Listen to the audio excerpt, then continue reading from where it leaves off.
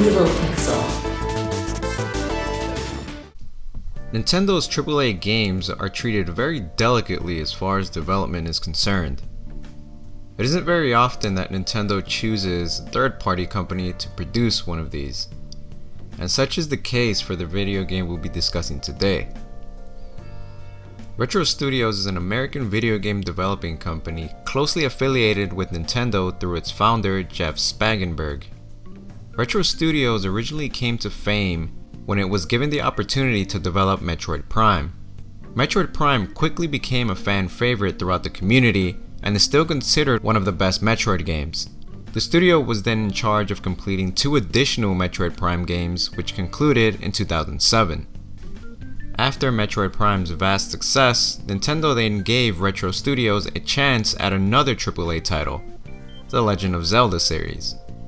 However, this wasn't to be your normal Link Adventure Legend of Zelda game. It was a Legend of Zelda game based on the Sheikah tribe. Now, knowledge of this game was completely unknown to the public. The reason why we know of it now is because former Retro Studio artist Sammy Hall put some very interesting concept art in his online portfolio. Now, among this collection of concept art was an array of the Zelda franchise artwork from an alleged cancelled Zelda game featuring the Sheikah tribe. This was confirmed by Sammy himself by the descriptions he wrote on the album of his artwork. He stated, "Old storage hard drive diving, 2005 to 2008. More stuff from a long-lost cancelled Zelda chic action JRPG that never went beyond pre-production. Really want to return to these someday to finish a few. Zelda games have wacky weird stuff, and this game was setting out to be 10 times weirder." He continued by stating, "Fun pre-production origin story of the Master Sword, within the bad ending of Ocarina of Time, exploring the last male sheiks after a long genocidal ethnic cleansing's journey transforming into the Master Sword, all while the Dark Garuda are giving their 100-year birth to Ganon." As soon as gamers and media were made aware of Sammy Hall's portfolio, the news broke of the cancelled game. Hall then quickly deleted all of the pictures of the unreleased game from his portfolio.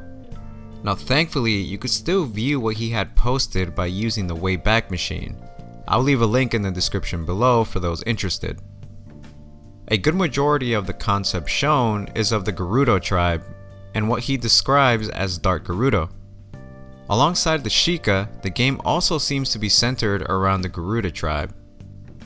And for those not familiar with the lore, the Garuda are a tribe of thieves, and due to biological circumstances, the race consists of all females. However, once every 100 years, a male is born into the tribe. Now, due to Garuda law, the male is destined to be their king, and Ganondorf is the most recent male to be born into the tribe.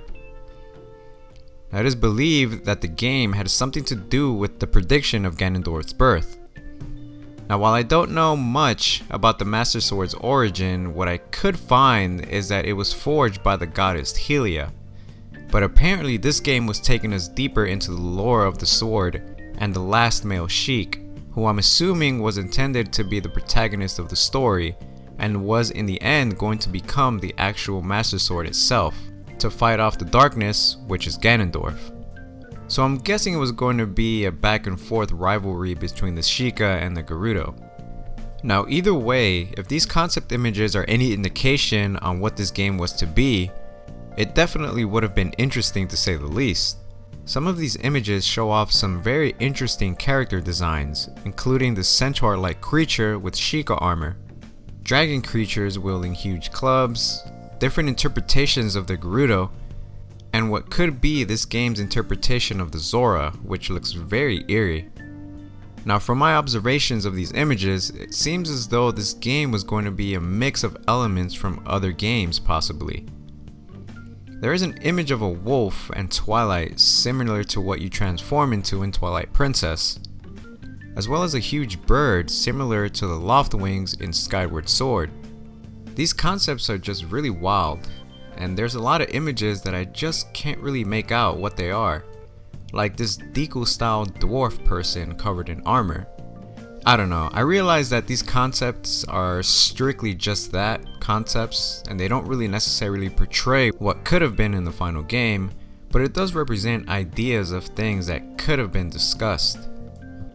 Now, one thing that I thought was very interesting, mentioned by a fellow Unseen64 contributor, Avin Planestrider, is that the game was actually spoken about as a rumored title back in 2009 by the fan site Zelda Dungeon. And the article is actually still up today. I'll put the link in the description. It speaks of the rumors of this game surfacing prior to E3 of 2008. It just seems that not enough mainstream media gave enough attention to it for the gamers to hear about it and gain traction.